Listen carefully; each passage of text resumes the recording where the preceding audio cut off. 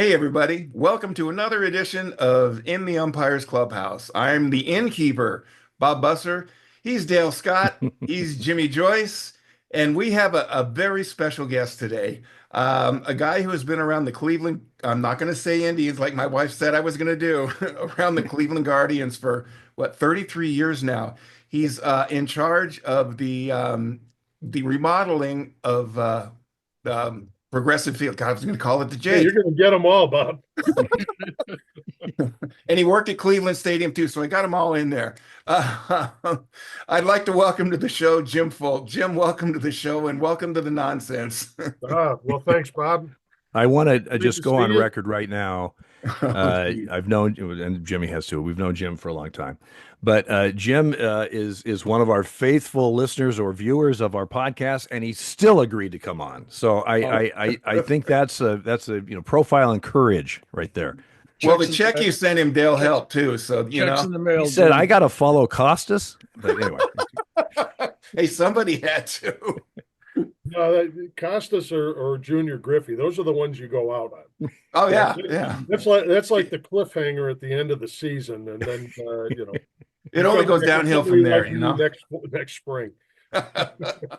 Jim, just for those that don't know, what exactly do you do, and what you've been doing for the last 50 years or 40 years? Well, so for most of my time, I was in ballpark operations. The last couple of years, as Bob pointed out, I've been overseeing the renovation project here at Progressive Field. But got started way back when. Actually, my freshman year in college, I got a part-time job working game day security for the White Sox in Chicago at Old Comiskey Park. And just for the record, Old Comiskey Park in the late 70s, you needed security. I was security and I needed security. That was you're exactly right. Back then, Tuesday night in April against the Kansas City Royals was like Friday night against the Yankees anywhere else. I mean, it was a rough and tumble place, but lots and lots of fun, and got to be there. Let's see, about 10 seasons. And then the White Sox were going to go to St. Pete, Florida, and I went. They stayed, and so got to open up what's now Tropicana Field. If you see a picture of where the roof got blown out, and there's two pieces of that roof left, those are my pieces. So There you go. Somebody else had the other 22 that got blown away. Gotcha. I haven't been keeping up on that. What are they going to do? Are they going to, not to interrupt your story, but No, that's fine. not you brought it up. I was wondering, are they going to? They're going over to Steinbrenner for at least the next season over in Tampa. So Okay. the Yankees spring training site, which is a terrific place. Really, one of the better spring training complexes in Tampa. Okay. Not in the world, but it's placed in Tampa. And they're still, I haven't heard in the last week or so of what the long-term plans are. But it's a pretty hefty sum to get the roof back Yeah. and dry the place out, and get it up, to play baseball while they're still trying to figure out where they're going to play in the future. So not to keep interrupting your bio. Go on right this, ahead. You're more interested than I am. just in the four people that are here, my opinion would be, what a perfect time that Mother Nature stepped in and allows them, maybe, instead of repairing, which might cost as much as a new place, especially in Florida. Well, I've heard Ybor City. There's always some rumors going around. Portland, Oregon, they're now in they've got ballpark plans. Montreal, Charlotte, the usual cast of characters. But I'm with Jimmy. That's going to cost a ton of money to repair that building, and I don't know if they can, if it's going to be cost effective. You mentioned Portland, and Dale and I both are, Dale's from here. I'm a transplant, but I've been here longer, and I was in Toledo, and they just came out with plans for a new ballpark, but they're counting on expansion. So Yeah, Mm. they're open if someone if Vegas fell through for the A's or whatever. But yeah, I think they're right. counting on the expansion. I'm very hopeful. This seems like and Jimmy, correct me if I'm wrong, but this really does seem like this Portland group is a pretty serious, solid group compared to in the past where we've just kind of been mentioned as a courtesy. But they've got a lot of competition. Manfred has said he wants a team in the East and a team in the West or Mountain. Well, that's Salt Lake has got suddenly a very healthy bid or getting there. So I'm really hoping that Portland's going to do it. But um, uh, Tampa, this might be their perfect opportunity for them to build. I know the city of St. Petersburg wants to build one down there on their waterfront, on their which has been revitalized, I guess, with bars and restaurants and hotels and stuff. But they need to get out of the Trop. I mean, the Trop Oh, is it's it's horrible. arena baseball for crying out Yeah, loud. I mean, it's like Let's it's go horrible. easy there. oh my God. I've been living that one down for 30 some years.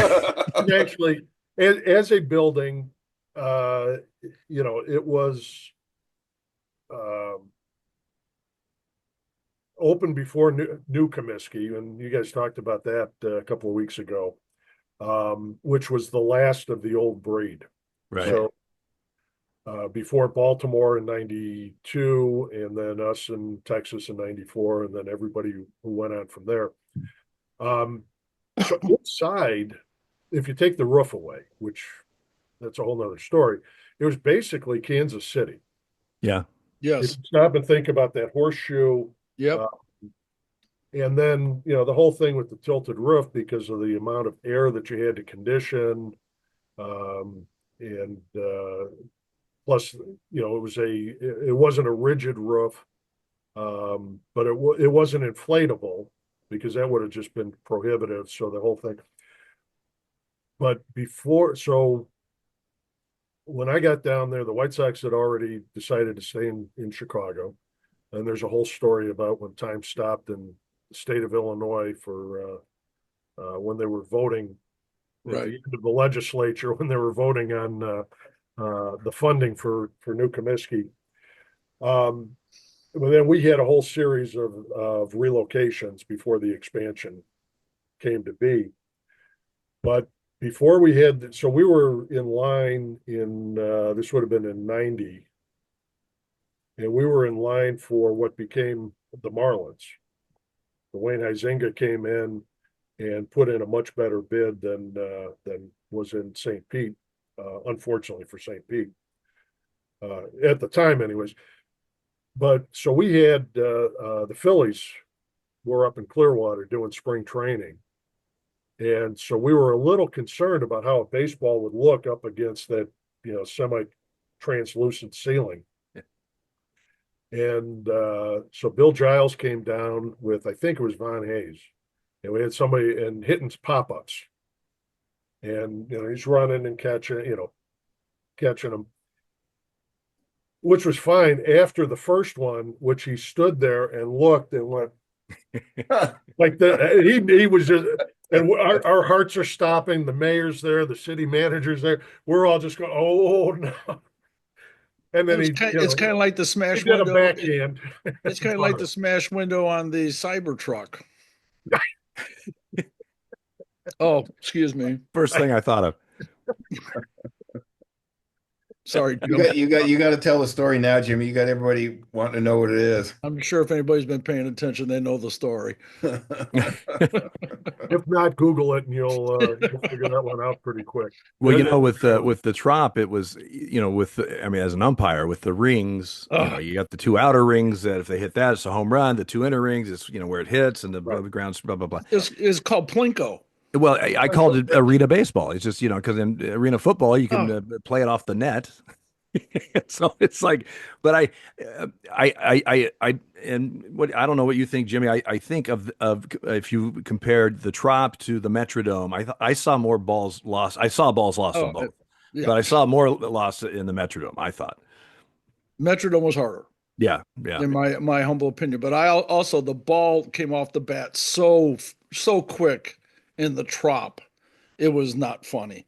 And the thing about it, I remember this vividly. Frank Thomas was hitting, and he hit a ball so damn hard, it hit the back wall. It was a line drive. It didn't even make it to the rings. It just went, it was about 100 feet off the ground and just, and my visualization when it hit the wall is like when a cartoon, when something, they show a brick wall and it hits and that brick pops out the back like this. That's how hard he hit it. And we never saw the ball hit anything until it hit that wall. You just lost the ball completely. And I mean, it was hard in the Trop, but you know what? There were tougher places. And the thing is, as umpires, we would do kind of like Fenway. We had a little bit different mechanics because of the wall and everything. At the Trop, man, it's like all eyes on the ball. I mean, Yes. because a lot of times the guy that's the covering umpire, if it's a fly ball, let's say, right field or something, it's the second or third base umpire that has a better look at it or follow it compared to the guy who has to do it. But I mean, it was just one thing I can say about the Trop though, probably the best well lit dome I've ever been in. I Yeah. mean, that thing had lights in it. I mean, Yeah. it was like, And to give a little, not to give away secrets or anything like that, but in the Trop, in the Hump Dome in Minneapolis, um, I'm trying to think of maybe some other places. We used to say we want 8 eyes on the ball when it goes in the air. Somebody inevitably would say, "Well, what about touching the bases? Screw that. We're not going to worry about the bases. We want to see where the ball ends up and what happens to the ball. We'll make that part, go away when we need to." So we never ran into that trouble though, that I can recollect. We should have asked Junior about that playing in the Kingdom all those years, because that place wasn't fun either, you know? The Kingdom, as I remember, it wasn't so much picking up the ball. You did that, but it seemed the Kingdom always seemed dark to me. Yes, yes, Absolutely. it It did. was a dungeon, even with the lights on, it was. Yeah, it always seemed dark, and that's where the Trop it was really well lit. But so go ahead, Jimmy. You opened up the Well, Trop, and then the roof came off, and now you're responsible for that. But go ahead, tell us what else. I was going to ask you as we're talking about it because the drop was so well lit, Well, or the didn't they, Suncoast Dome, as some of us still refer to it. But the way the lights were, so we had the combination of the roof that almost matched a rubbed baseball, Yeah. and then you had the lights. So when you're looking up at the rings and you got all these lights up there, how did you track that without going blind? Very carefully. well, I think one of the reasons for all the good lights in the Trop was they used to play hockey there. The Lightning played there, Yes. Yes. and I actually went in there before they put the baseball field in with Jim McKean one time during spring training, and he showed me the whole lay. The ice was actually on the floor at the time. Yeah. yeah, We we had the at the time the largest exhibition hockey game ever in the fall of '90, and we had an outfit came in and they had done ice out in Vegas in the desert, and so figured, well, you can do it there, you can come in and do it in the dome, and we were really fairly dark. I mean, we'd every once a month we'd have a concert or home and garden show or something. We were, as arenas go, we were really pretty quiet. So we were able to take an entire month off of our schedule to put the ice in, and it was in September, I guess it was. Yeah, and so we have this portable ice rink come in, and a couple of things happened. That one, the building had been sitting kind of dormant, so we hadn't been running the air conditioning very well. So we got to crank the AC up as they're putting water down. So you've got these big pumps with antifreeze in them, pumping through little hoses. I mean, miles of hoses yep. of antifreeze to lower the temperature. And then they're spraying water on this, to try to bridge it. Well, in the meanwhile, we turned the air conditioning down to like 60, and it was probably 90 outside. We actually created a little thunderstorm inside all the humidity that's just getting drawn up and out. It's raining inside the building as we're putting this stuff down. But right behind home plate, there was a manhole.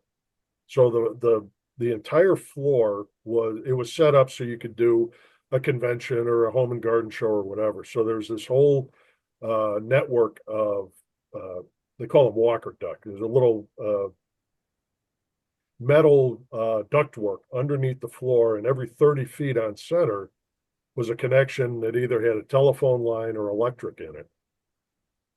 And so that's allowing air to transmit all over the place. And then behind home plate was a manhole. So there's a sewer down below. And then the pitcher's mound was built to be, it was a recessed thing. So you could build the mound, put a roof cover on it, lower it down like on an elevator, a dumbwaiter, and then put a roof on it. And so you'd have the flat floor. And then when the team came, you remove that roof and this elevator came up. So anyway, you've got a lot of air underneath the floor. And so we're now putting water on this and trying to freeze it. Well, the air coming up under the manhole is going to be about 60 degrees constantly. And the air that's in all these little walker ducts, all these electrical boxes, is going to be warmer than the ice you're trying to make. So trying to make ice in there at that time, that first experiment was just I can imagine. And so we've got this exhibition game, and in about the third period, the game's tied. And I think it was the Bruins and I'm going to say the Kings, but I'm not sure about that. Anyways, this whole area where home plate is now, behind one of the goals, is just melting. It's mush. And you're just praying nobody goes skiing or skating over that way.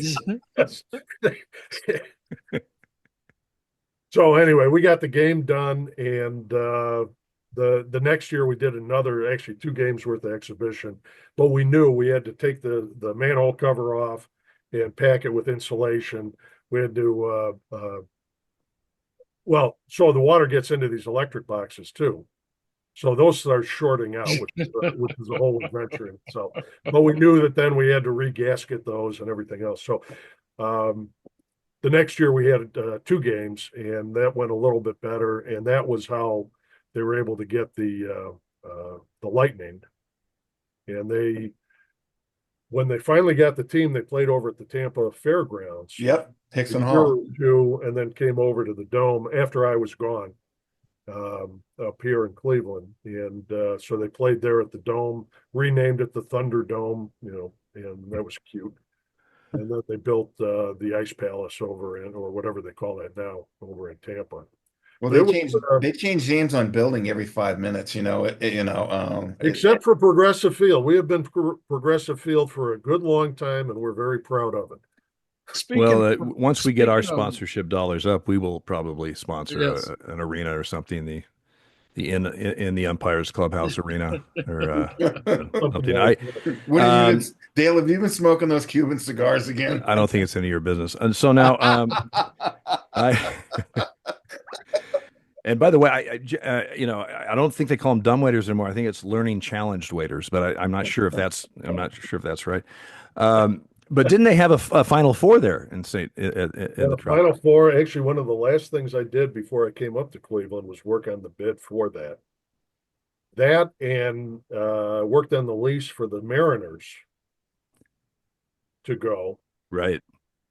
Got to Cleveland and the Mariners thing fell apart just before I came up here.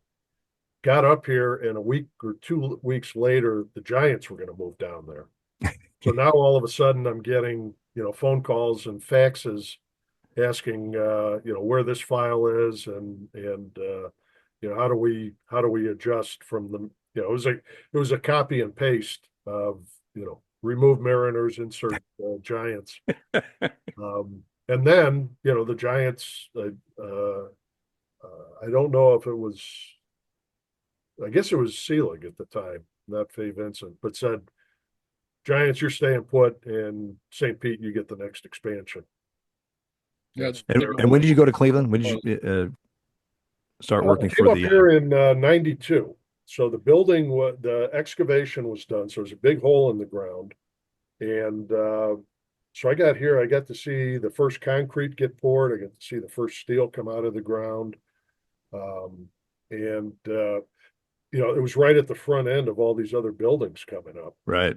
So I'm figuring, well, I worked at Old Comiskey and we did couple, learned about renovations there, and then down in St. Pete, spent a year in construction and opened that.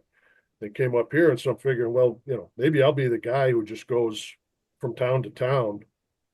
And that was 33 years ago. So I just kind of forgot to Kind of like George Toma when he was the grounds crew head ground guy at Kansas City that had nothing but turf, but he was probably the best grounds crew guy absolutely.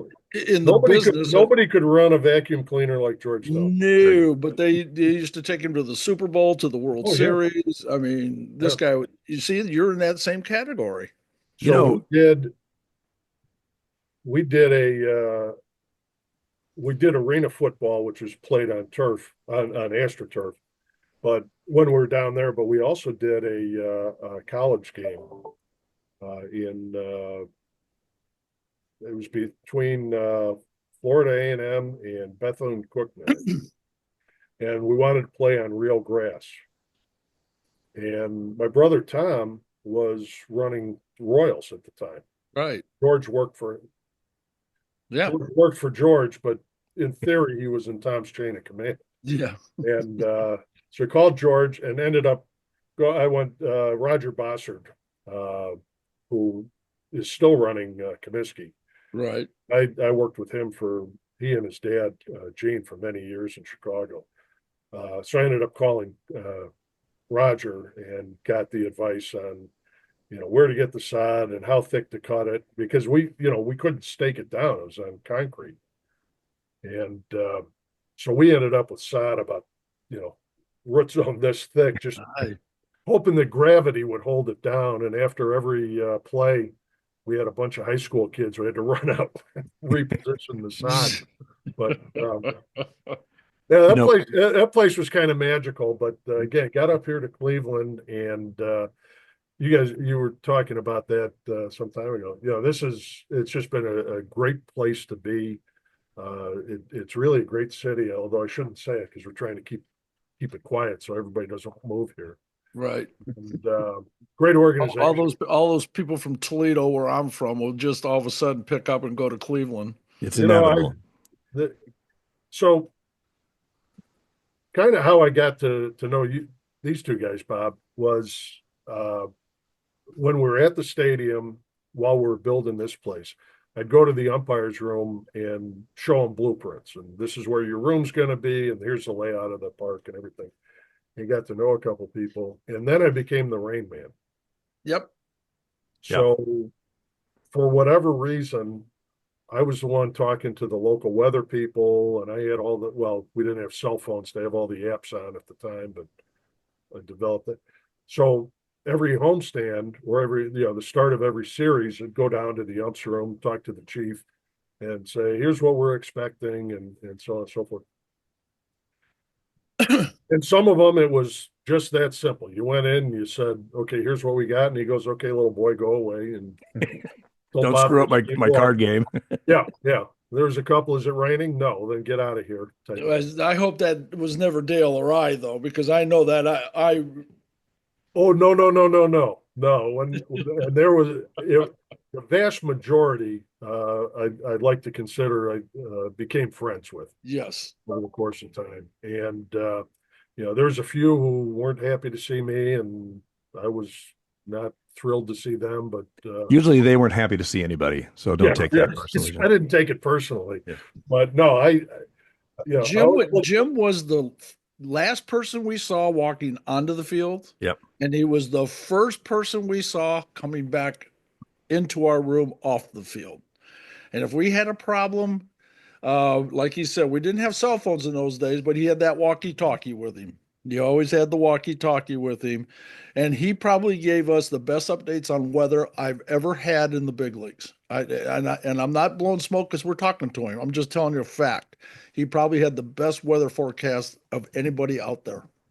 Well, I always figured I could lie to you once. Absolutely. Well, and I could that's, I lie to think, one of you once because it's a fairly small fraternity you guys live in. And yeah, word would get it's not around pretty pretty if, quick. yeah, if the word goes forth that you've been lied to, everybody's going to know. And Yep. that is not, we're not kidding. There have been places where, depending on if they wanted to play or didn't want to play, we would get the forecast that would back up whatever the team wanted, and you'd have to, kind of verify yourself. But, Jimmy's talking about great forecasts, which they were. One of the most bizarre incidents I ever had was when Oakland was there, and Cleveland had gone ahead, 7-1 or something in like the top of the fifth inning. We Oakland's up. McGuire had hit one off the Terminal tower. scoreboard. I mean, yeah, yeah. So, He and dotted the they were I on the mounting this, Budweiser sign on the scoreboard. yeah, I mean, right. And I mean, it was, but they had this comeback going. They had runners on. It was now 7-5 or whatever it is, and they had all this momentum. And Jim and the groundskeeper Brandon Kenke. Brandon, yes, Brandon, yeah. they were signaling like I was at first base. It was like, this is, Mayday, Mayday, you got it right now.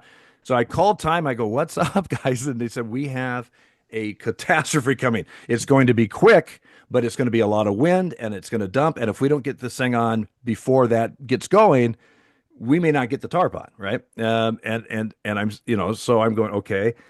And I said, when? Like now, like it's we, and I said, yeah, and because I trusted you guys because of past situations, I've never had been lied to. I had no reason to think they were trying to hold up this Oakland rally that was going on.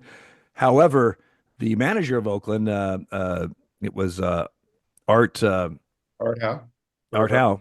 Art Howe was not quite on the same wave because I pull them off and they're putting it on and there's no rain yet. I mean, right? And the forecast was also, listen, it is going to dump for, I don't know, half hour, so it's going to be windy and dump, and then it's gone and there's nothing behind it. So the forecast was favorable after this comes through. So I had tried to, and Art's going, what is going, and I told him, I said, Art, it's going to be quick, but it's a lot of wind and this, and he looked at me. I mean, he, and now he was not happy, but that's what we did. So now we get it covered and it starts to get a little bit windy, but, and we're just, it's like, this is going to happen. This is going to happen. Like it should have been happening right now. I'm looking at this point now, I was able to look at the radar and I mean, it was ugly, but nothing's coming down. We're sitting there and we're sitting there and you're thinking, am I in an alternate universe? But it finally did. It did exactly what you said. It dumped and there was winds flying all over it. And it would have been a real situation to get the tarp on if we had waited until it had started. And it went through rather quickly and we got going again. And I don't remember, but I think maybe Oakland ended up winning the game. But the look on Art's face was like, this better happen, Dale, because if it doesn't, they'll be hell to pay. But you remember that, Jim? Oh yeah, yeah, yeah. Because so we had one where we held the start. Now this would have been in '95. So we come out of the strike, and the team goes 144 that year. We lose in Game 6 in Atlanta with, I'm not going to say a National League umpire behind the dish, and That was the famous. the zone was only about 36 inches wide, but I'm not going to complain about that. That was called we're getting the Quest Tech zone. Yeah. But I think we're playing I think it was the Twins, and Sandy Alomar's got a home run streak going. I think it was, and we've got a forecast. And we're looking, I mean, we didn't have the cell phones and all the apps, but we did have radar piped in from a local TV station. And we're down in the dugout and we're holding the game. And I don't know how it is. I think it's changed, but it used to be, it was my game, our game, until you exchanged lineup cards. And then it was up to you. And then everything was up to you. And we always tried to, to communicate, but, it was our game and we're holding. and we're holding, and we ended up.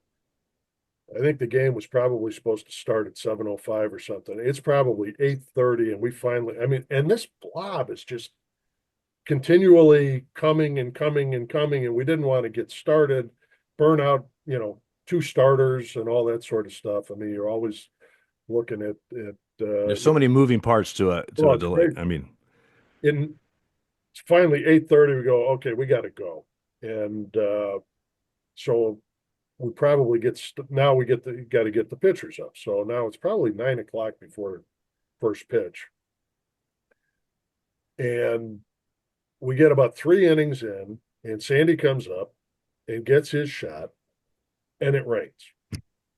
We would have had an official game had we right. started on time, had we not looked at the radar, had we not, all that sort of stuff.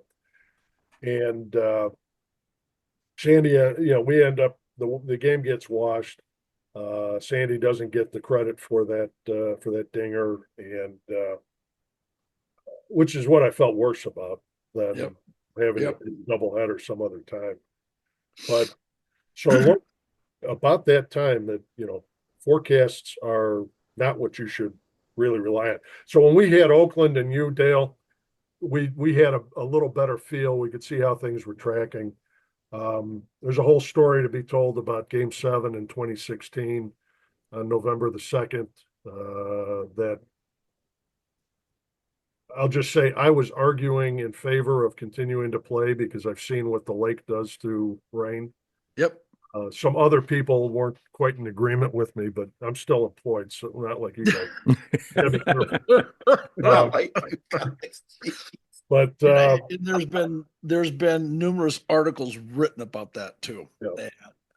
And I know being from Ohio and spending a lot of time in Cleveland, even before I was an umpire, I even played in Cleveland and stuff. If you couldn't see the terminal tower, the top of the terminal tower, you were in trouble. that was, but until then, you probably okay.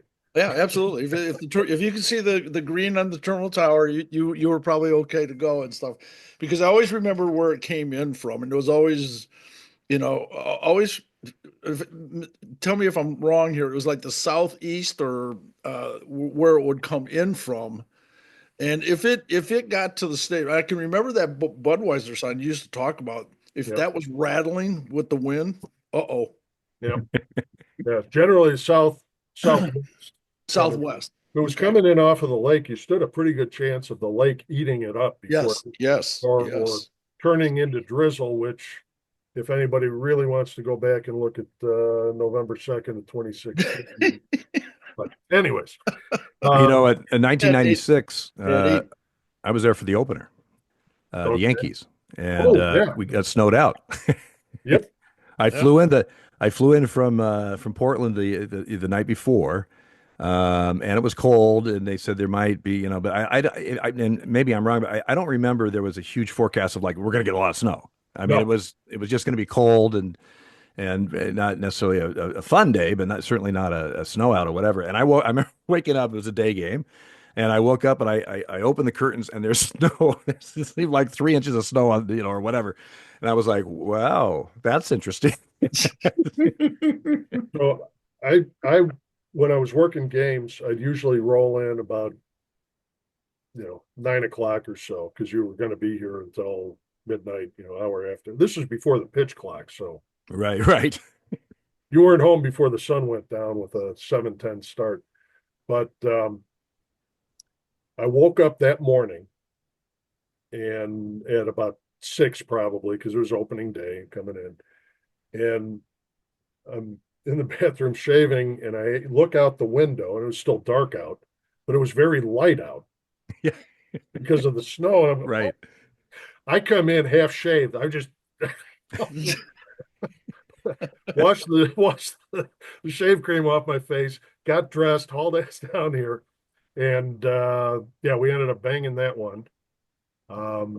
You can't tell it, but that picture right there on my wall is 2007. And it's Eric Wedge and Mike Hargrove. Grover was with the Mariners. Right. And I've drawn a blank on my umps. which I'm embarrassed about right now Yeah, because don't I be. knew them all. First thing to go. We ended up we had lake effect coming. You know what? When we take a break, I'm going to go over there and look because There you go. embarrassed, and I just insulted somebody. Well, four guys actually. I know that I like those guys, um, and they used to like me until they see this. But uh, we end up there's lake effect.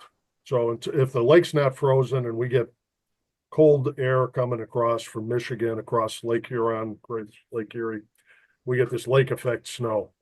And we were supposed to get some flurries, uh, but there was no problem with the game. And I used to send out a game day forecast to our front office staff. So it's going to be cold. We're going to have a little bit of snow. Shouldn't bother us at all. One of our one of the people I work with who's oversees our team travel and our insurance stuff, she sends it to me every year on opening day.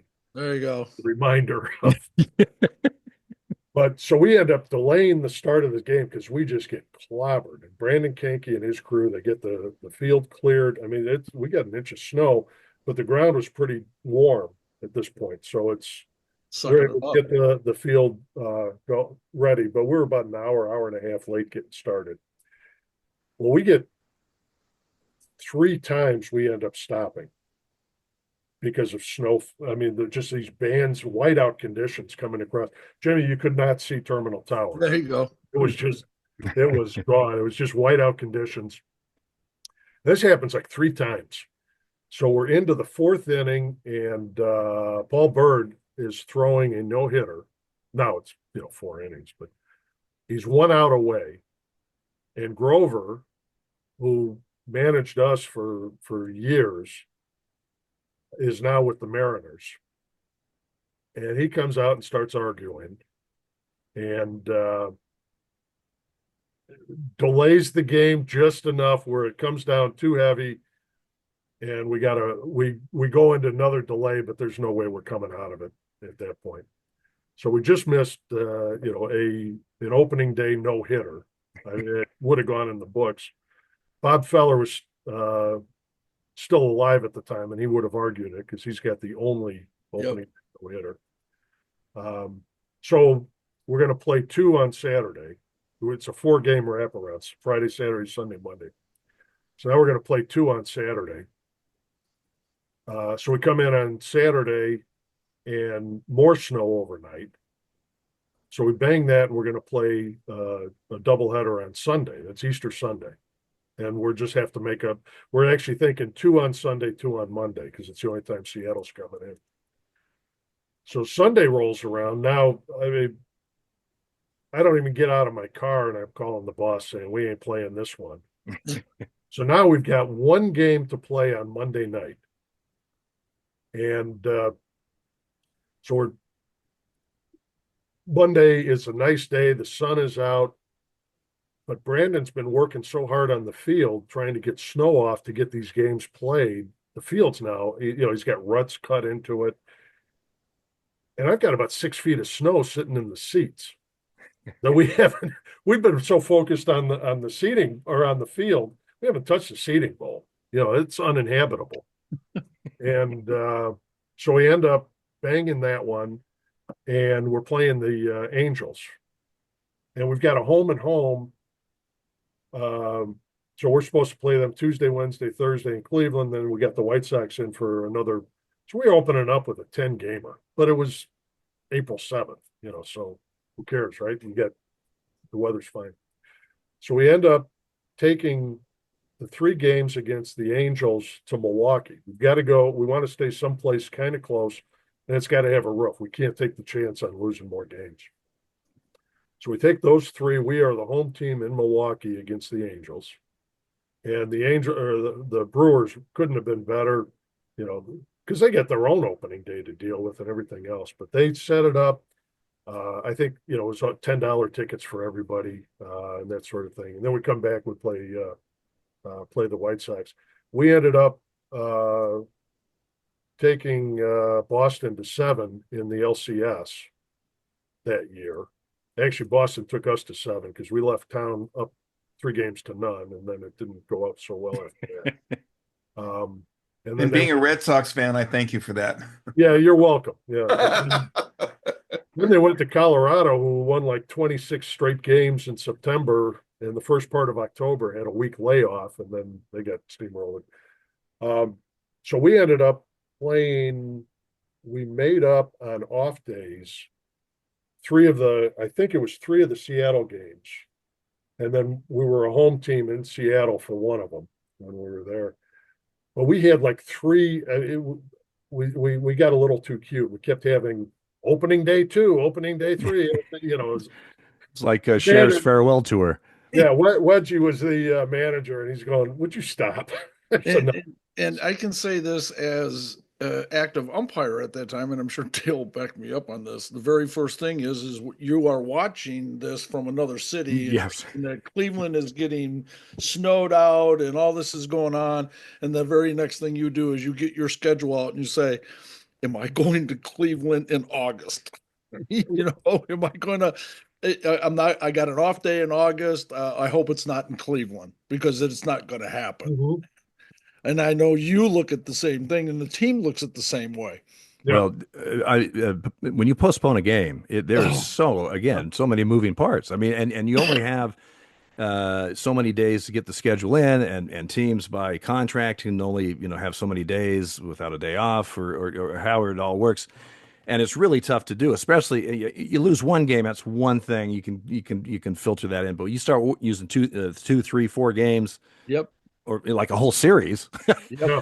That's a mess, and like you said, you got to get them in, so you end up being a home team on in Seattle or whatever. Well, Um, one of the things I always tried to do was the way I looked at it. My job was to try and get the games played as scheduled. right. So as we're talking about trying to be honest with the forecasts and everything else, if I ever tried to shade it one way or the other, one, you'd know real quick. And my credibility with you guys was the only thing. Oh, absolutely. Well, that and a bad sense of humor but Which we're all used to. that was a little bit, Which we were all used to. yeah, exactly. But the other part, because there's always somebody one way or the other who, they don't like their starter, or Yep. our bullpen's burned out or whatever else. That shouldn't matter. Well, what matters, because I got 30,000 people or 10,000 people, whatever it is. They got a ticket for this ball game, and they've got an investment in it. They're driving down here. They bought their ticket. They're looking forward to it, all that sort of thing. And, so my job is to try to get it played as it's scheduled. Right. And if we're going to start late, or we may have, it looks like at 8:30 we're going to get whacked a little bit or something like that. Tell you guys, be honest with the umpires. Let them know so you can make an informed decision. Let the managers know so that they can, plan accordingly. But you got to be an honest broker with this stuff. You can't make stuff up. well, no, because it's going to come back and bite you, and it's not going to help. But when you had those string of sellouts for 10 years, whatever it was, how many years it was, 5. that's I what. wish it was 10, but 5 is good. Right. Well, whatever. But, every time I went in there, they were yelling at me, so that's all I knew. But the thing is that you postpone a game. Those are all, no wonder we started. And I know it. I think it started in Boston, but no wonder we started with these split double headers, because you need the two gates, because where else are you going to put them? Well, so Boston did it because of Patriots Day originally. So they play the morning, they do the marathon, they play the night. We started doing it. So the precedent was set. We started doing it because we Right. had no place to put those games. Right. And then we got really good at it. And then, we had a couple people they were like kids with a new toy going, well, we can bang this one and just, we'll go ahead and play it. Exactly. We're not going to lose anything. We'll play it on Saturday night instead of Tuesday afternoon. It's so. And just to let people know, Jim Folk was upfront and always honest with us. That's not particularly in every ballpark we went to. I'll be very honest with you. There were plenty of times when I walked out of my locker room and I get right to the field and it's raining, and we haven't even been told it's raining. And it happened to me in Philadelphia. It happened to me in Baltimore one time, and that is the worst thing. That, first of all, you don't want to piss off the umpires. And when that happens, you lose all trust with the umpires. And Jim Folk was, and your brother Tom was the same way. Always up front with us, and that was the most important thing, was the integrity, like they say, integrity of baseball. And you're part of that. And I can tell people out there, you and your brother were probably two of the best. So And you know, I'm and when done you're blowing in smoke up your ass now. when you're when you're when you is that new Zoom Smoke-O-Vision, but Yeah. when you are in a city that has a lot of weather, Kevin in Denver, for example. I mean, there's another Yeah. guy that Yeah. he always was straight up and just said, "This is what's going to happen," or "This is what's forecast." You know, nobody, Mother Nature has its own, but he, you know, you needed that. You absolutely had to do that. One time, at the old Texas, the Rangers, the one, you know, two stadiums ago now, the Yeah. erector set, as they used to call it. And remember, Jimmy, we were down beneath the bleachers and stuff, a long Right. walk just to get to the visiting dugout to go up to the Yep. to the field. I was it was my first year. I was working with Larry Barnett, and we're sitting there, and you're kind of, our locker room there was almost a different zip code. It was so far from where. Anyway, we're sitting there, so we get our stuff on and we walk out, and as we're walking underneath the bleachers, it seemed kind of quiet, but whatever. They didn't draw that well. It didn't, whatever. We come up, there's no lights or anything. Everybody's gone. They had called the game and they didn't tell us. They had called the game. They had postponed the game, and they didn't say a word to us. And it just shows you how intent the card games were. We weren't even playing cards. I mean, all Okay, Larry is Jim, doing is bitch about how cold it was in there. It was too much air conditioning. okay, I'm Jim, trying to remember. I have to breach a subject, and you can not talk about it if you don't want to. Uh, I'm sorry, but I'm from Toledo and I'm from Ohio, and Bob said he wasn't going to mention it, but I'm going to. How much pressure? Obviously, there must have been so much pressure to change the name of the team that it obviously happened, but how much backroom discussion was there? And I know, as well known as you are at that stadium and your job and everything like that, I'm sure you were involved in those discussions, or at least were privy to them. How was it a dogfight? Or Well, if you don't want to talk about it, I yeah, I understand. mean, it's beyond the point. There are two things that I'll throw in there, and not being from here, I didn't grow up with the Right, right, Indians, and right. so I don't have that. I have an aunt that can't say Oh, Guardians. and there are still there's still quite a few, and which one of the beautiful things about this game of ours, this business of ours, is the attachment that people have I'll be right Right. back. Absolutely. to the team, to the facility, to the name, and And Cleveland has a broad spectrum in Ohio, and I mean it reaches a long way. sure, It's competing with Cincinnati and Detroit, but Cleveland's got a base of fans that are very loyal. yeah. Well, here's So the thing. You can, as a fan of any team, you can cuss the team out, but nobody else can. It's like, if they're going bad, you're going to let them know it, but nobody else can do it. And sure, that's the loyalty of the fans, and they have every right to do that. yeah. So the two primary things. One is in most of those conversations, my opinion was I don't have an equity stake in this Yeah. club, so it's really none of my business. Okay. My paycheck is showing up on Right. the 15th. Whether it's So, Indians or Guardians. right, and it's not my business to tell Okay.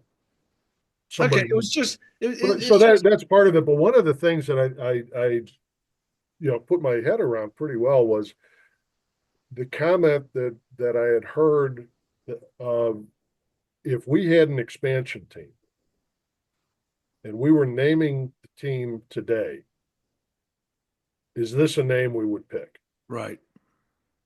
That one kind of made sense to me a little bit. Yeah. So, No, I agree with that. there's you know the different reactions based on sentiment or political correctness, if that's where somebody's uh, uh, argument lies. It's you know those are things that, quite honestly, Jimmy, and truthful as I can be, I stayed out of it. There It you go. There you go. didn't Because really have an effect on me. baseball's such a traditional sport too. I mean, if there's anything that's ever argued, it's always because of tradition. And Right. so, I always thought to myself, well, tradition, okay, I get the political correctness part. I really do. And it just is hard, especially when, like Bob had said, when you're talking to the people that are there. And I mean, I still have all my family's back in Ohio still to this day. And I would say that probably 90% of them are Cleveland Indians fans and uh, Cleveland Guardians fans. Excuse me. See, it just pops right out. So, You win uh, the bet, Jimmy. yeah, exactly. I didn't, Yeah, but how are you going to change 60 years of this is what I do? exactly. Bingo. So, I and went to I went to Fullerton High School. We are the Indians. They're now changing the name after 100 and something years. I don't know what the name's going to be, but they're going to change the name political correctness. And this is a high school, and I know a lot of schools and places are going through this now. It's just the way it is in this day and age. It's like the ballparks. Here in San Francisco, AT&T Park, we call it Telephone Park, whatever they call it today. It's had 5 different names in the 25 years it's been here. It's getting ridiculous, these name changes of the buildings, and all the old fans, they'll still call it AT&T Park. They don't call it Oracle Park or whatever because we're old. We don't want to remember these names. We call it. I used to call it the Jake all the time, but I've gone into progressive field now, so I've yeah, kind of graduated to that. no, but it's and it's the business now, Yep. where Fenway, Wrigley, Comiskey, Scheib, I mean, you pick them, and it's how people know them. And again, we were talking a little before we started the recording of, I cut my teeth at Old Comiskey Park, and it was opened up. I think they broke ground in January of 1910 and opened up July 1st of 1910. I mean, so, it was a shotgun shack, and it was a big barn, especially compared to Wrigley Field up on the north side, and it was so cute up there, and you know, Comiskey was kind of rough and tumble and everything else, and it hadn't been maintained for 50 of the 60 years before, or 70 years before I got there. And when I arrived, there was a guy named Dave Schaefer who uh, was running it and worked real hard to bring it up, and fresh coat of paint and everything else. But it was a dump. I mean, if you come right down to it, it was a dump. Well, my first time in Like Comiskey was July. Fenway, like so many others, but I loved it. But they're lovable dumps. It was a Well, lovable dump. It was a great place. So I got here and was at Cleveland Stadium for about a year and a half. It was a dump, Oh, but it yeah, was a lovable absolutely. dump. I'm trying, yeah. Well, your locker room here was, I mean, was that wasn't even an afterthought. That was a never should have connected with. Well, my first we went back east in '76 for that's the year I graduated high school for the bicentennial. My first time at Fenway Park. My mom and dad went to see the Queen of England. I went to see the Red Sox. So we're traveling back to California. We stopped in Cleveland. There was a game going on, and I talked my way in to take a few pictures. And then we got to Chicago or Detroit, Tiger Stadium. They let me in. I was like a kid in a candy store. The green seats. We get to Comiskey, and it just wow! I was amazed at how close everything was. And I could tell it was dumpy, but as a 17-year-old, you didn't care about that. I Right. mean, you're thinking of like, Shoeless Joe Jackson played here. All the guys are going through your head. And I was like a kid in a candy store. Took a bunch of pictures. They came out halfway decent. So, it's, I guess, everybody has a love affair for something, even if it's a dump. Well, Yeah, but and my point there is, I'm sorry, Dale, but is even though these are not, they weren't charming places, Right. but the people who went there, who went to their first ball game there, Yep. or went there, were White Sox fans forever or Red Sox fan, whatever. You got that affinity for the place. By the same token, you get that affinity, I think, for, the name, the mascot, the logos, all that sort of thing. And that becomes part of, your, I'll say, love affair with the game. And it all comes together. And that's the great thing about this and sports in general, but baseball, I think, in particular, is that love affair that people have for their team, for the game. Yep. We have fans, fanatics. They're people who live and die by the box score every day, and that's why they yelled at Dale every day that yeah, they and it wasn't even during the game. Well, there's But one guy. There's one guy I want to ask you about, John Adams, the drummer. And he was. I met him at Old Cleveland Stadium. I talked to him for a few minutes. This was, geez, 1991, and I know he went over to. He was under the scoreboard at the new stadium, and I know he's passed on. But he was one of the characters of a stadium. Everybody knew him, and he pound out the beat, and he was one of the like Andy the Clown at Comiskey Park. Come on, Yep. they have every ballpark has their characters. and well, and to me, the best ones are the organic Yeah. characters. So John Adams, who I don't know, 19, he had some ridiculous streak of games. Now, so he used to go to Cleveland Stadium. The place, 80,000 seats. Yes. Normally had 6,000 people in it. Other than opening day when Dale had him there for For a day 16. and a half.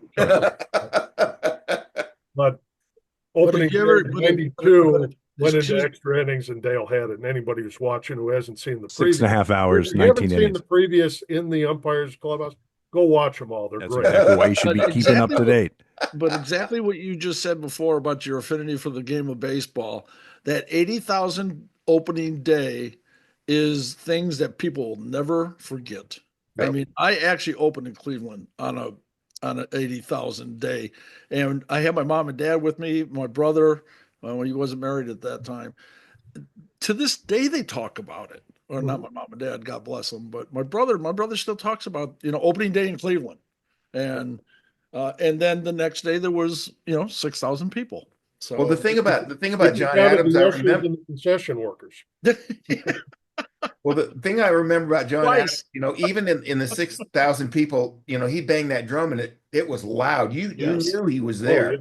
It kind of it was like they had the foghorn and candlestick, and you could see the fog coming in over the left field seats every time. Dale, Jimmy know about that, and it was like something out of The Shining or something, and it was just part of the stadium. Yeah. I know we're getting close to this. I wanted to ask you, Jim, and by the way, it's funny that this whole discussion came up because that was, one of the things that people call me is a lovable dump. But the Stadium Managers Association, Yes. you have been part of that, well, forever, I guess, right? But you've been are you the president or the head of it, or what was your Well, official title? I'm the annual seminar chair now. Well, I like president Excuse better. me? We'll I just go was with president. president a long time ago, but And tell us, exactly what this organization does, this association.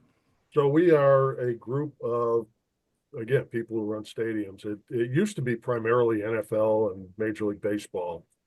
And we get together right after the Super Bowl because that was the one time when nobody had games going.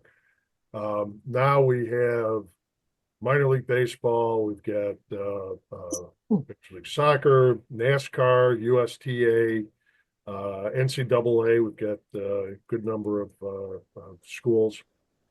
So it's the people who run the buildings and then the people who sell us stuff. So if I wanted to build a new ballpark, or in my case, if I'm renovating a ballpark, everything I need, the architect, the engineers, construction managers, seating companies, scoreboard companies, toilet paper dispenser company, everybody. So we get together for about a week after the Super Bowl every year and get together, and it's a great opportunity for networking so that I can talk to Kevin Kahn, who was with the Rockies, or Dave Renetti, who was with Oakland, both of whom started about the same time I did, but they were in high school working at in Oakland, and now they both run buildings.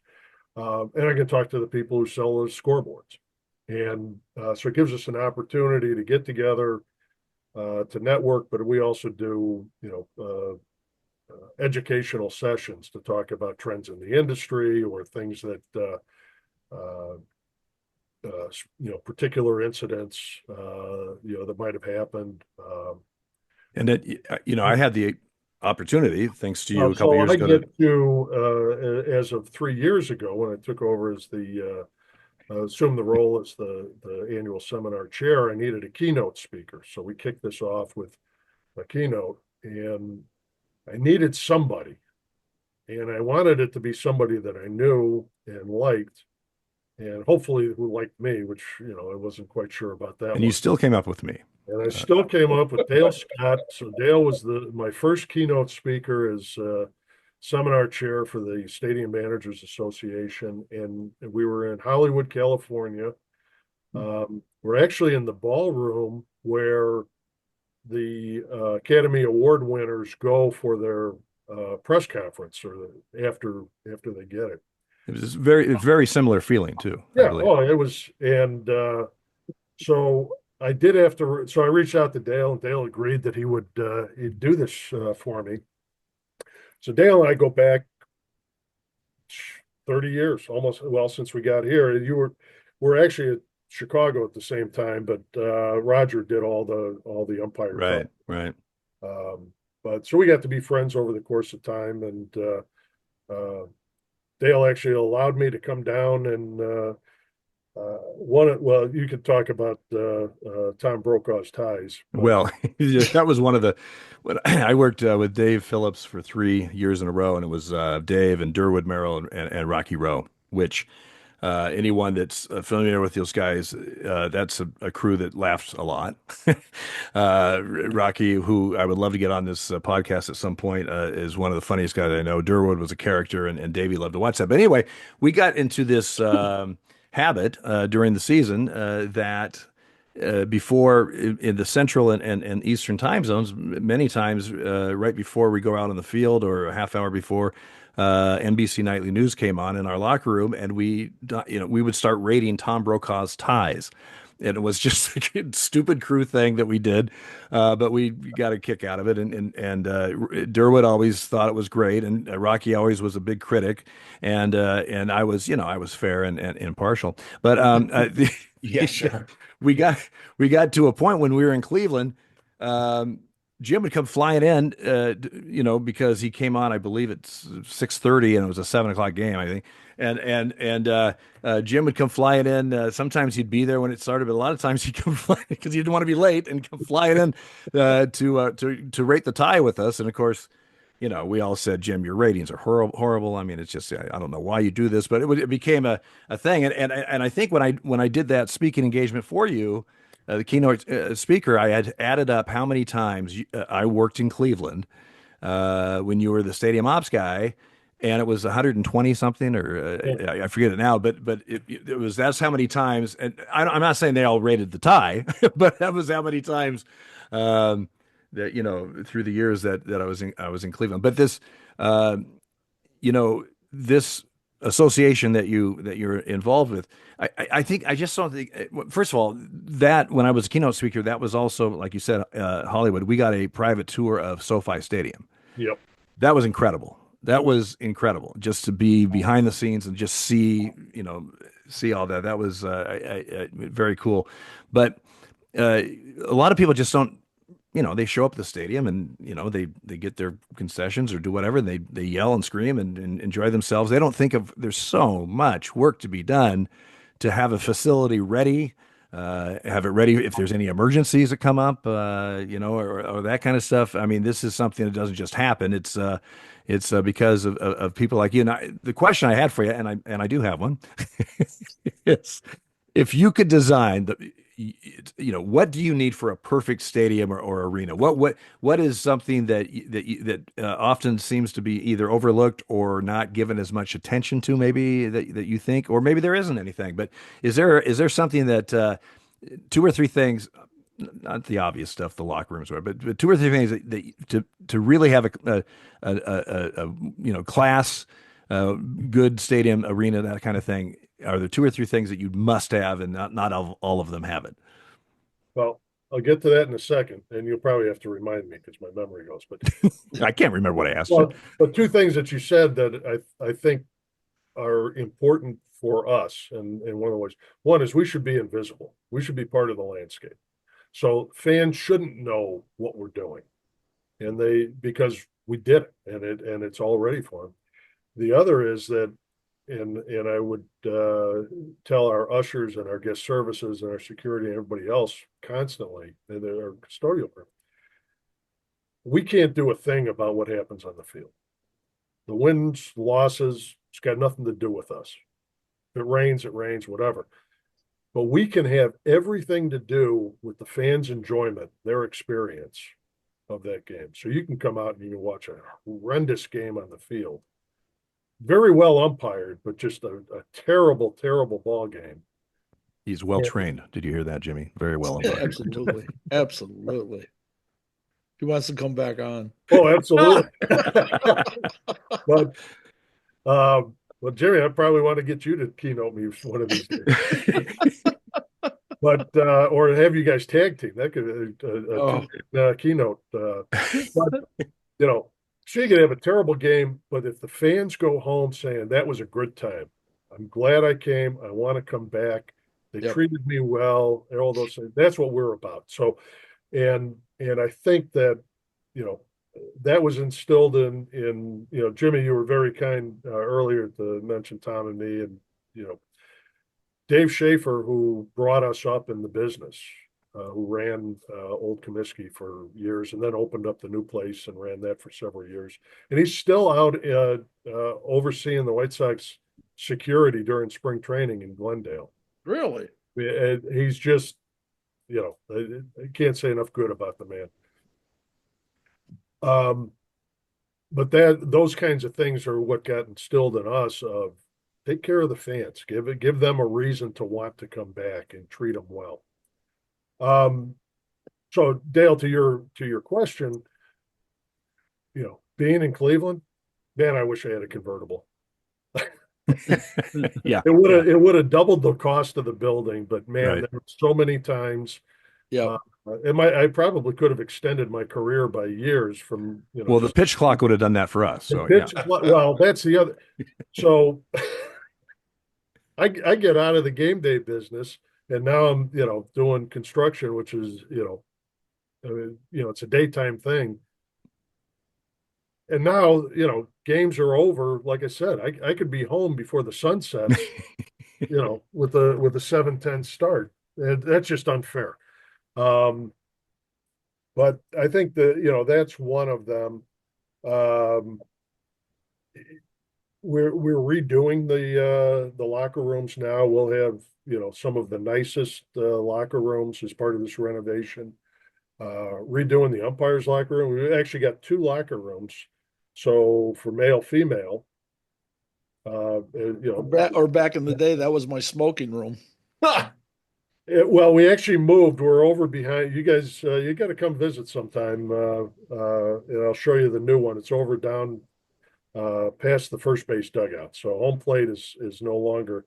But the Jim Joyce smoking lounge. You know what? I took the sign down. Did you really? The piece of tape?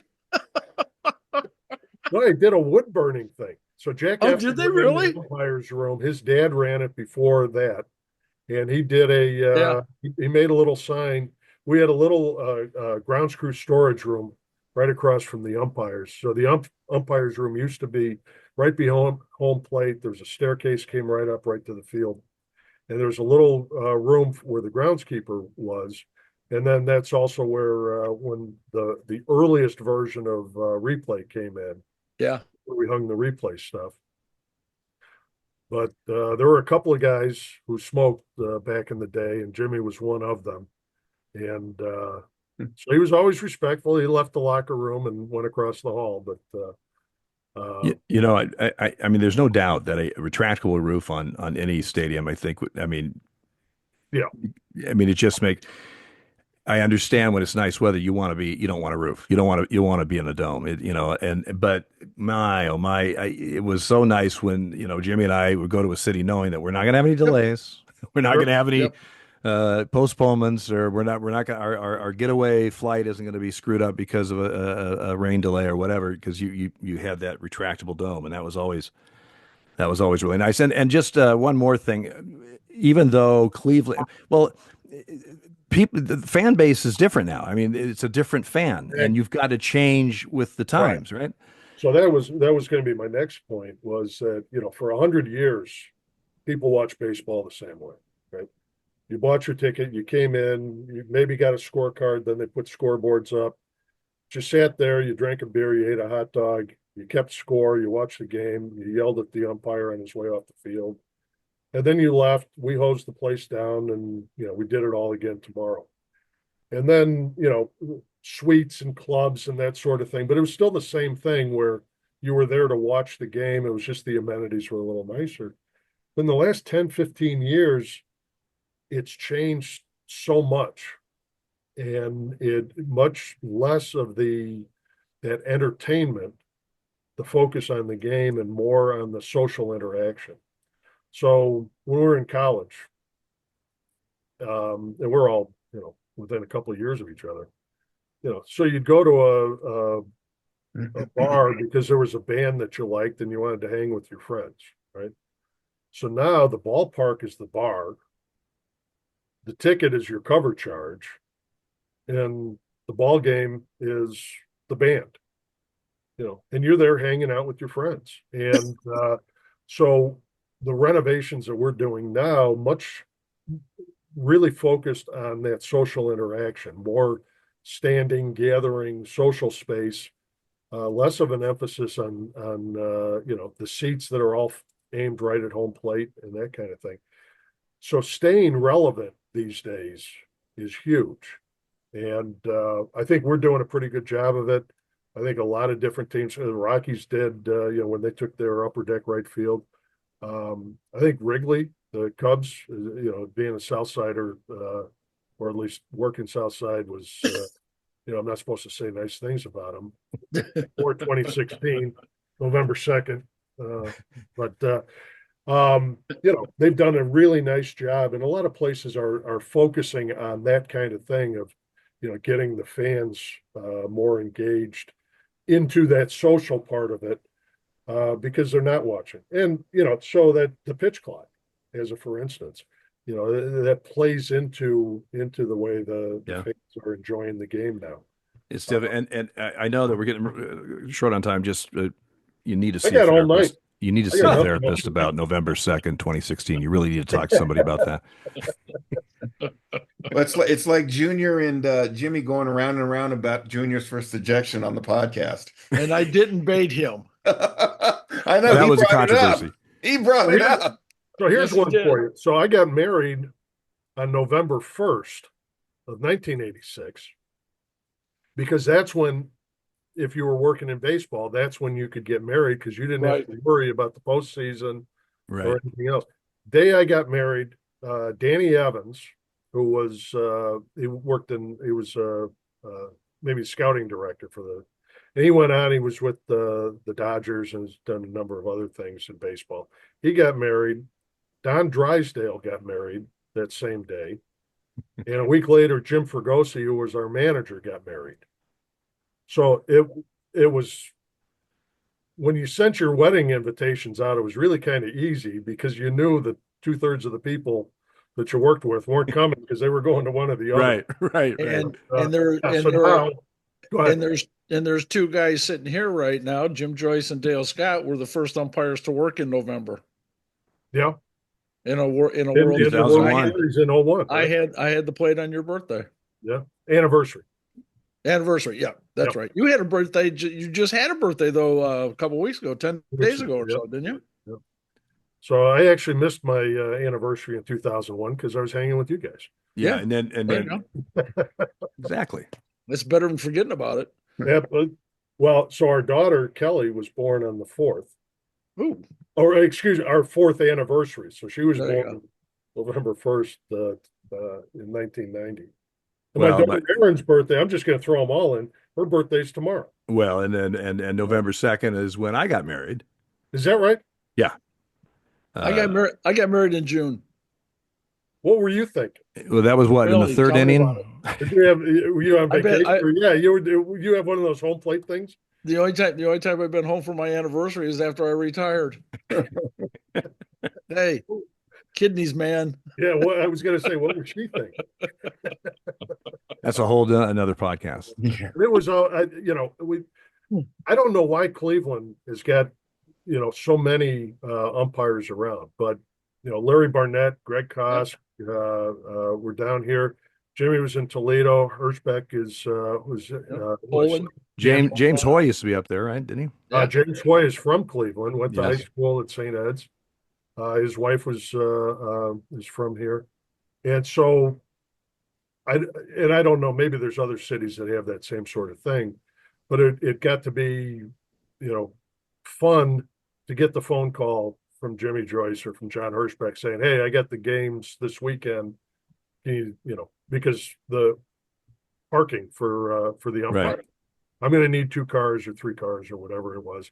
And, your mom and dad, coming to visit and, or John's family, we get to know real well. Yep. Um, uh, Barnett, he closed the old stadium. We had 3 games of 70,000 each. We got swept by the White Sox. And then he opened the place up in '94. Um, they had Greg Koss come up in like March to come over and look at the placement of some cameras in center field to make sure that they weren't going to be a problem. So it was, A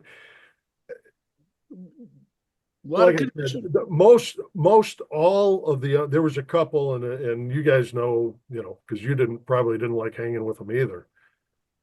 But almost universally, the umpires were, you guys were on the road the whole season, right? I mean, I got to sleep in my own bed every night. The home team got to sleep in their bed half of the season, but you guys were on the road the whole time, and that's where, Jack Efta, who ran the umpires room, Johnny Efta, who ran it before him, his dad. Yep. We had the philosophy of, let's make it a little bit nice. Plus half the people out there hate you, so Right. in addition to, you're on the road and everything else. Oh, by the way, Moriarty's is closed. Yes. That's the place you guys used to go to. Yes. Close. If you haven't watched the earlier episodes of In the Umpires Clubhouse, watch them because there's a lot of good stuff in there. But I have to come around and correct these guys periodically on a few things. Well, I mean, yes, you do. You're our fact checker. Yeah. We're never, we don't have a home game like Right. you're talking Yeah. about. I just, it was a guess just looking at, my schedule from the moment I got into the minor leagues and everything. I think I've spent about 18 years in a hotel, give or take, and that kind of gives you a idea of what we go through. I mean, because that's what that was, and you're right about the umpire room to make it nice, and some are really nice and some not so much, but that was our between that and the hotel room, but I mean that was our office, as Yep. was that, and so it was our sanctuary, so to speak, to when everybody else is trying to are at the doors with the pitchforks. So it was There was, I mean, I truly look forward to seeing some crews, yeah, some yeah, more than others, but and they're like, I mean, I think your next trip after you get your bell rung in Toronto was here. yeah. And, I mean, it was I really concerned when you got hit for what, the 7th time in the head. is concerned for your health, but the other was, oh, damn, he's not going to be here. I'm not Right. going to Yeah. be able this You week. know, I couldn't get hit right before a trip to, Atlanta or something. Anyway, so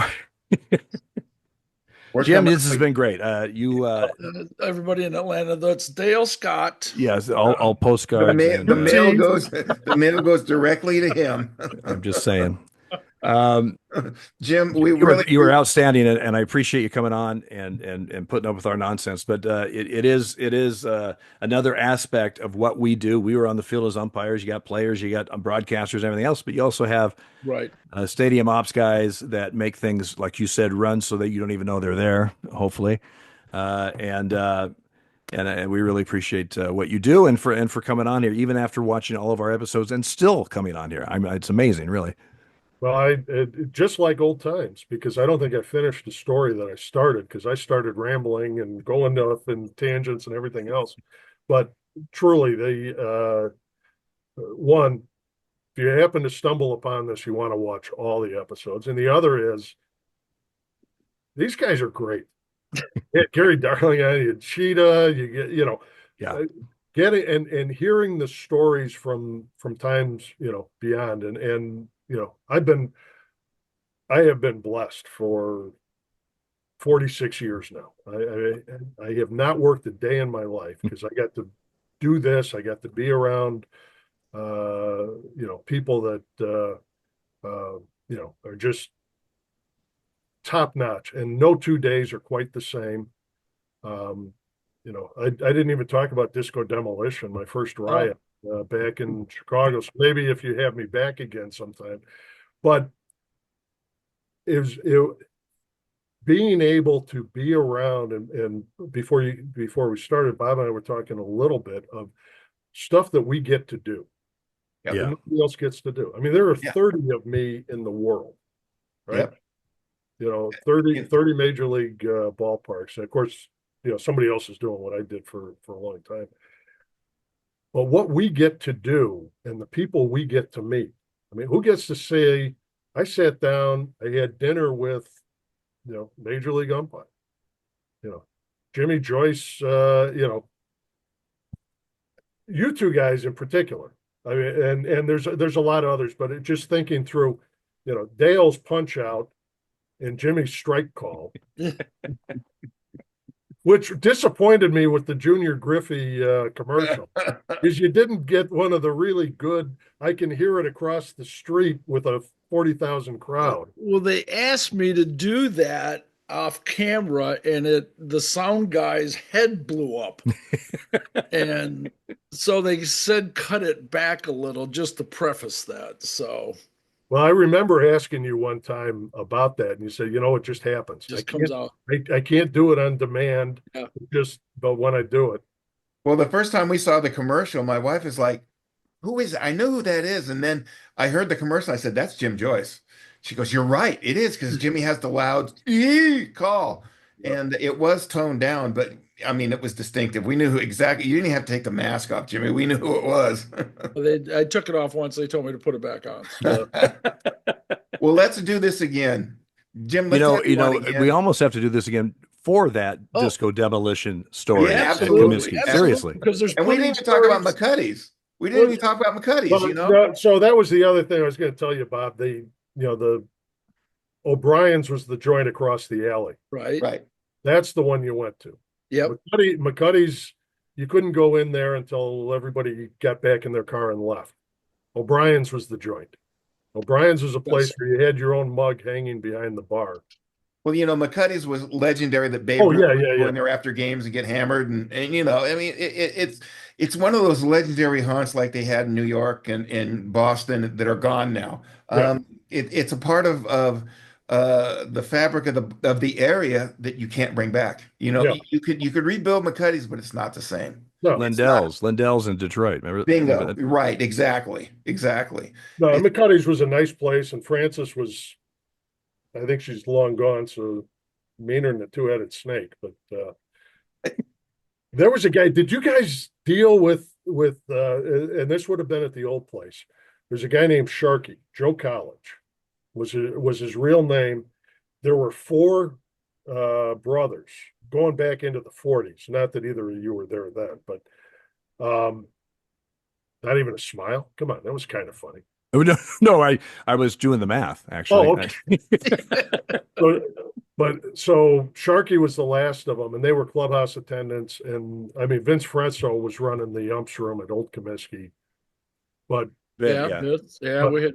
I don't know if Sharkey ever made a. I had we had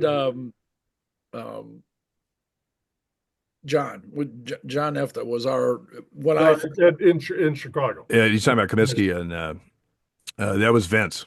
that was Vince. Okay. Yeah. Well, Sharkey used to his brothers had all run the clubhouses back in the day, and then so Sharkey lived on a cot in the back room at McCuddy's Of the bar. at the bar, and he'd come out. He was about 4'7", and just a wiry little guy. So And did he? Well, he was 4'7". Did he? After a couple of beers, was he like 6'3"? I mean, Oh, was yeah. one of the. Absolutely. Oh, yeah. But, so he'd come over and he always had a cigar stuck in the corner of his mouth, or he had a mouthful of chaw. Yeah, so what kind of cigar you got there, Sharky? He goes, El Producto. Oh, The next day you'd see him and he's got a mouthful of chaw. And you go, what are you chawing there? El Producto. You get the cigar smoke down and then he just, chew on it. And That's it truly was just, recycling. again, one of those characters. Now he was Right. a back of house character. The fans never saw him like Andy the Clown or any of those other things. But the characters that we got to deal with Yep. the course of time. And Frances she had to be in her 80s at the time, and she'd come over to get Sharky because he was supposed to sweep out the back room or something. And she'd come over and, hey, you little son of a, and she'd be yelling at him. You just trying to figure out, it's like, Jerry Springer just walked into your front office. Well, we're trying to get Mike Segaris on the Z-Man in Oakland, the photographer he's in a world of his own, but he is a character. And Man, has he been there? I mean, talk about stories he has.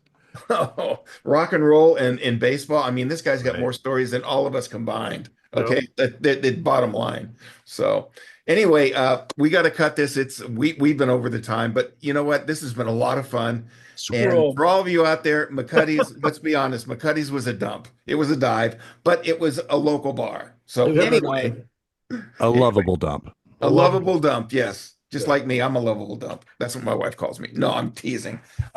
Anyway, it's been great having you on. We're going to have you back. I mean, we just scratched the Absolutely. surface on stories. And Thanks much. This has been a lot of fun. And again, I a couple of guys that I think the world of and had a lot of fun with. And there's a whole bunch more too. I mean, you get so many other guys you worked with and got to know over the course of time. It's just a lot of fun. And again, for a whole life of not having worked. We feel the same way in spades. So everybody out there, remember, hey, follow us, subscribe, follow the podcast because you never know what you're going to get. And we had Jim on this today. is the only podcast that you'll get Bob Davidson to talk about the Vice President of the United States doing a number 2. Yes, that's very true. That's very true. No filter, Bob. We love you, Bob. If you're watching, you are one of a kind. He is one of a kind. Jim, thanks for coming on. We will have you on again. He's Jimmy Joyce. He is, well, we know who he is. He's hello. Always remember, take the road to the left. You never know what you'll find. Subscribe to the channel, and we'll see you next time. Bye-bye. Thank you. See ya. Let's make sure that we turn